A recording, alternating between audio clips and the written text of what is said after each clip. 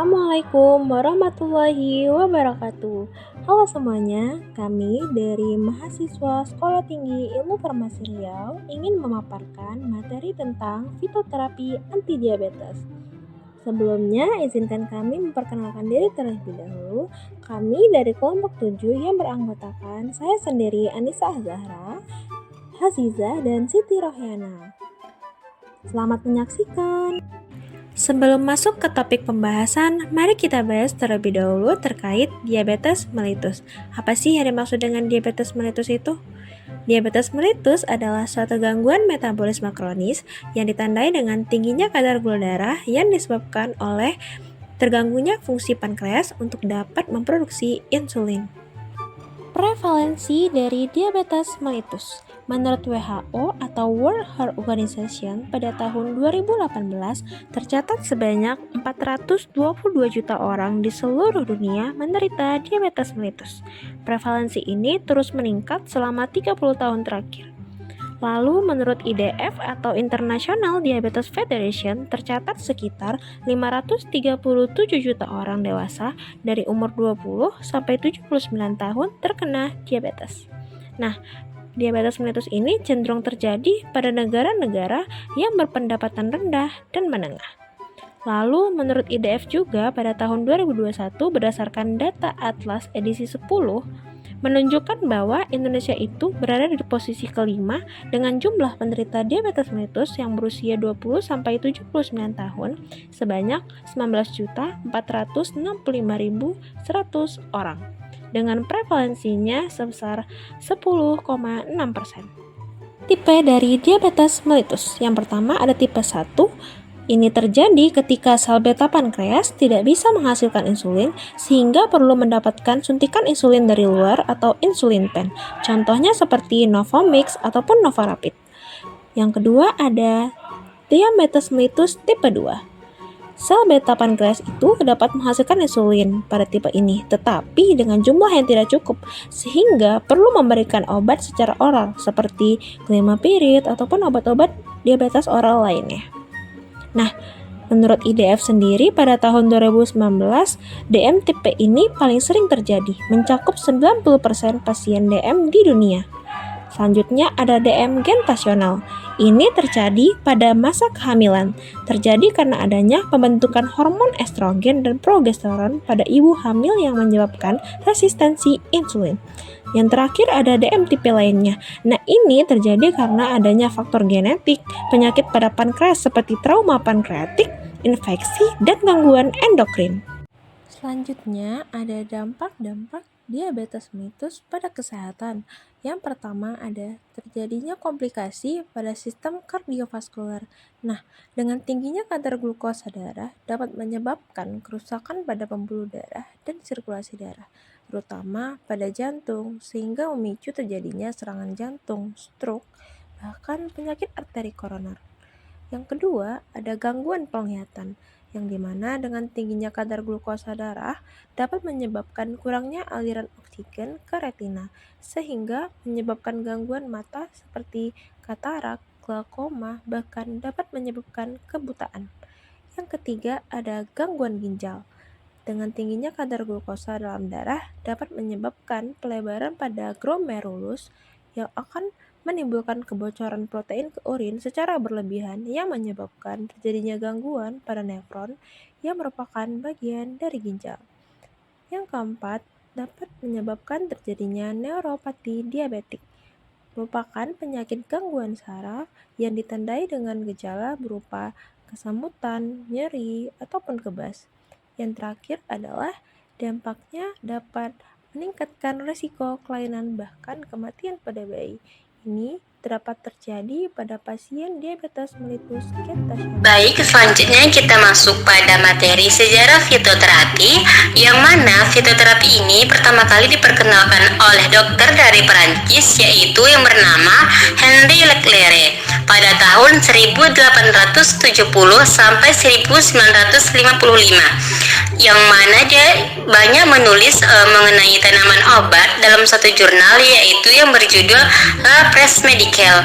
Nah, pengobatan dengan herbal ini di beberapa negara diperkenalkan, yaitu pada negara India dikenal dengan istilah Ayurveda, pada negara Cina itu dikenal dengan traditional Chinese medicine dengan konsep keseimbangan yin dan yang. Pada negara Jepang dikenal dengan istilah kampo, dan pada negara Indonesia yaitu dikenal dengan istilah jamu. Nah, pada tahun 1978 itu diberlakukan amandemen yang mana ilmu pengobatan modern dan fitoterapi menjadi bagian dalam sistem pengobatan. Nah, pada tahun 1895 sampai 1992, seorang pelopor fitoterapi yang bernama Rudolf Frischwitz, yaitu yang menulis bukunya yang berjudul Lebur der Fitotherapie, yang mana pengujian terhadap tanaman obat dari segi farmasetika, farmakologi, dan uji klinis. Nah, dari sejak ini fitoterapi itu semakin berkembang sampai sekarang. Jadi, pengertian dari fitoterapi itu merupakan ilmu yang mempelajari tanaman yang berkhasiat untuk mencegah, menghilangkan, dan mengobati penyakit. Selanjutnya kita masuk pada tumbuhan-tumbuhan yang dapat digunakan sebagai fitoterapi anti-diabetes. Yang pertama ada tumbuhan yaitu kayu manis dengan nama latin Cinnamomum burmani. Kayu manis ini dapat dikonsumsi dengan cara merendam sepotong kayu manis yaitu sekitar 2 inci. Lalu kulit kayu manis ini direndam dengan segelas air, dibiarkan semalaman dan diminum pada pagi hari dengan keadaan perut kosong. Untuk dosis dari kayu manis ini disarankan diminum 3 kali sehari sebanyak 3/4 gelas. Nah, tanaman kayu manis ini memiliki efek samping yaitu alergi. Nah, juga diperingatkan yaitu hati-hati pada penyakit kencing manis, yang mana sebelum penggunaannya harus dikonsultasi dahulu kepada dokter. Tanaman kayu manis ini juga berinteraksi dengan menurunkan efek tetrasiklin. Nah, pada uji keamanan dari kayu manis ini telah dilakukan pengujian pada LD50 minyak kayu manis dengan dosis 4,16 gram per kilogram berat badan menunjukkan toksisitas pada pembesaran sel hati. Selanjutnya itu ada tanaman peria atau kita kenal dengan pare dengan nama latinnya Momordica carantia, yang mana dapat dikonsumsi dengan mengambil 2 buah pare kemudian ditumbuk. Setelah itu kita tambahkan dengan 2 gelas air dan disaring. Nah, lalu disisakan 1 gelas. Tanaman pare ini dapat dikonsumsi yaitu diminum dengan 2 kali sehari, yang mana tanaman pare ini memiliki efek samping sakit kepala, kejang pada anak, dan koma hipoglikemik. Nah, minuman dari tumbuhan pare ini juga diperingatkan itu bagi semua tanaman yang dapat menurunkan kesuburan baik pria maupun wanita, terkhususnya pada buah dan bijinya. Tanaman pare ini juga berinteraksi yaitu meningkatkan efek obat kencing manis yang lain dan menurunkan kolesterol. Nah, untuk uji keamanan dari pare ini juga telah dilakukan pengujian LD50 ekstra alkohol per oral dengan dosis 362 mg per 100 gram berat badan oleh tikus, yang mana menunjukkan efek teratogenik pada embrio tikus dan adanya efek aborsi pada tahap awal organogenesis. Tanaman selanjutnya yang dapat berkhasiat sebagai antidiabetes yaitu ada klabet atau fenugreek dengan bahasa Latin Trigonella Phainum graecum. Klabet mempunyai senyawa antidiabetes yaitu galaktomanan dalam golongan polisakarida. Galaktomanan bekerja dengan cara mengurangi penyerapan glukosa di usus sehingga dapat mengontrol kadar glukosa darah. Untuk cara mengkonsumsi fenugreek yaitu sebanyak 5-100 gram bubuk dari fenugreek dikonsumsi langsung bersamaan dengan makan 1-2 kali sehari. Dosis yang disarankan yaitu 5-100 gram bubuk fenugreek. Efek samping dari fenugreek ini adalah batu ginjal dan reaksi alergi. Fenugreek memiliki peringatan reaksi alergi yang ringan hingga berat. Fenugreek juga berinteraksi dengan obat-obatan tertentu di dalam tubuh. Fenugreek telah dilakukan uji toksisitasnya oleh Widowati yang mana menunjukkan ekstrak biji klebet tidak menunjukkan kelainan fisik ataupun kematian pada tikus.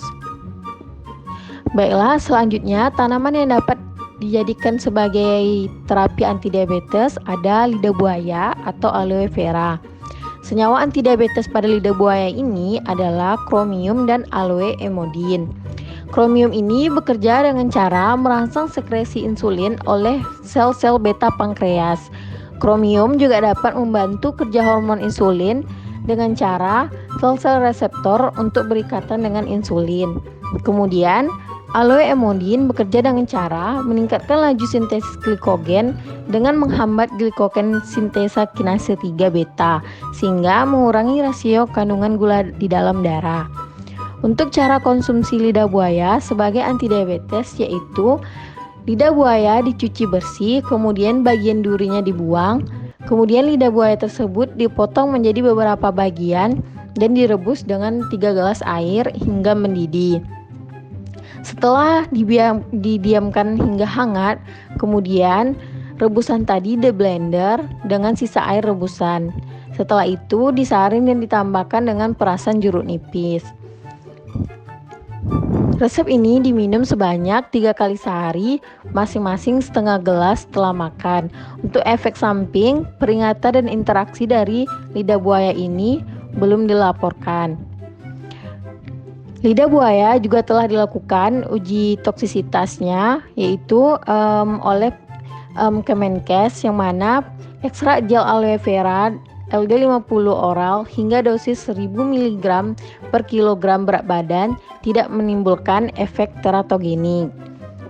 Selanjutnya kami lampirkan jurnal yang telah melakukan studi data terkait tanaman antidiabetes.